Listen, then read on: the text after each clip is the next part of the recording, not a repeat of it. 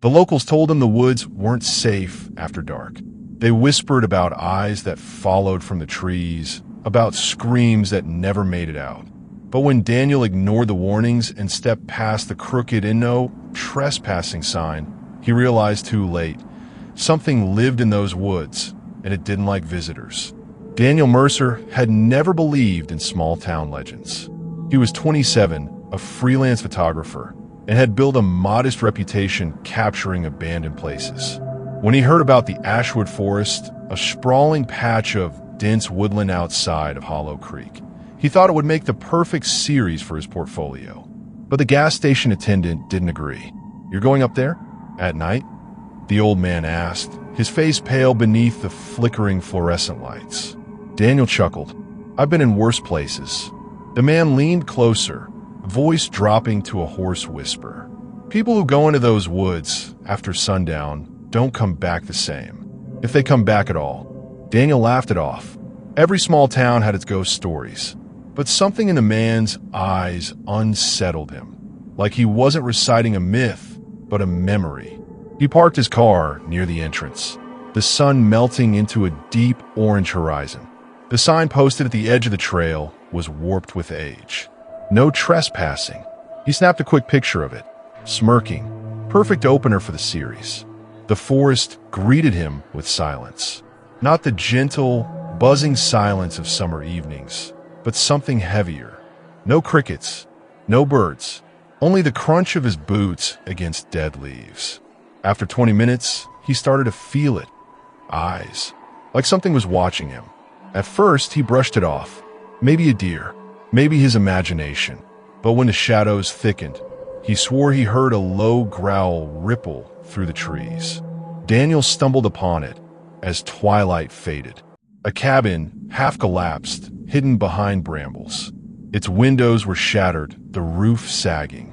He raised his camera, snapping shot after shot. That's when he noticed it. A figure in the corner of the lens. He lowered the camera. Nothing there. Raised it again. The figure returned, tall, bent at odd angles, its face a smear of shadow. The hair on his arms stood straight. He backed away slowly. His boot snapped a twig. The forest exhaled. The trees shivered. Something moved inside the cabin. Daniel ran. His breath came in ragged bursts as branches clawed his arms. Behind him, heavy footsteps crashed through the underbrush. Not human footsteps. They were too uneven, too fast, like multiple limbs hitting the ground at once. "Don't look back," he whispered to himself. But curiosity betrayed him. He glanced over his shoulder. Something loped between the trees, pale and jagged, its limbs too long, its head snapping toward him with inhuman speed. Its eyes, hollow pits glowing faintly white, locked on his. He stumbled, nearly falling, but pushed forward, heart battering against his ribs. The forest spat him out into a clearing. At its center, half buried in dirt and moss, was a circle of stones, blackened as if scorched. Symbols he didn't recognize etched their surfaces. He didn't want to stop, but his body froze. The air in the clearing felt different, thicker, charged, almost buzzing. And then, the woods went dead quiet. The footsteps stopped. He was no longer being chased. Instead, he realized with horror he had been herded. From the tree lean, dozens of faint, glowing eyes blinked open, surrounding him. "Why are you here?" The voice wasn't spoken aloud. It slithered inside his head, scraping against his thoughts. Daniel spun, camera raised like a weapon. "Who's there?" The shadows shifted. A shape detached from the trees, impossibly tall, limbs bending like broken branches. Its skin was pale bark, its face a hollow void. "You are a visitor," the voice hissed. "The woods do not like visitors." Daniel's mouth went dry. "I didn't know." "Lies." The creature stepped closer, each movement jerky. "Unnatural. The sign warned you, and still you came." Daniel fell to his knees. "Please, I just wanted pictures." The thing cocked its head. For a moment, silence stretched. Then, "Pictures." It spat the word like poison. "You wish to take. All visitors take. None give." He realized in his terror, what it wanted. "I'll give something. Anything." The creature leaned closer, its face inches from his, a cavern of nothing. The smell of damp earth and rot choked him. "Then give yourself." The ground beneath the stones pulsed, faint light glowing between cracks. The forest groaned as if alive, hungry.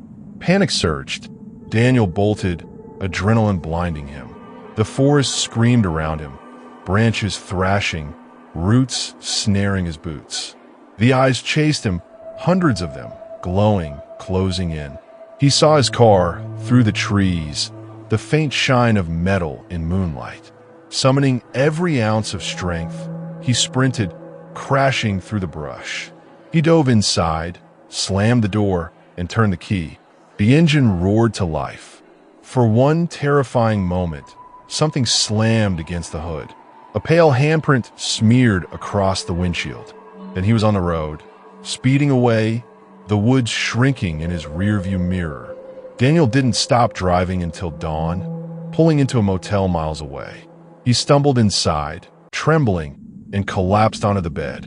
Sleep dragged him under. But when he woke, the room was cold. Too cold. He turned his head. His camera sat on the nightstand. The screen was on, flickering through the photos he'd taken. Every single one showed the same thing. The creature, standing closer and closer in each frame. The last photo wasn't of the woods. It was of Daniel, sleeping in the motel bed. Daniel fled Hollow Creek the next day. He deleted the photos, smashed the camera, tried to bury the memory. But sometimes late at night, he hears it again. The crunch of footsteps in the dark, the scrape of a voice in his head. And when he looks out the window, he swears he sees the tree lean shifting, inching closer no matter where he goes. Because something lives in those woods, and it doesn't like visitors.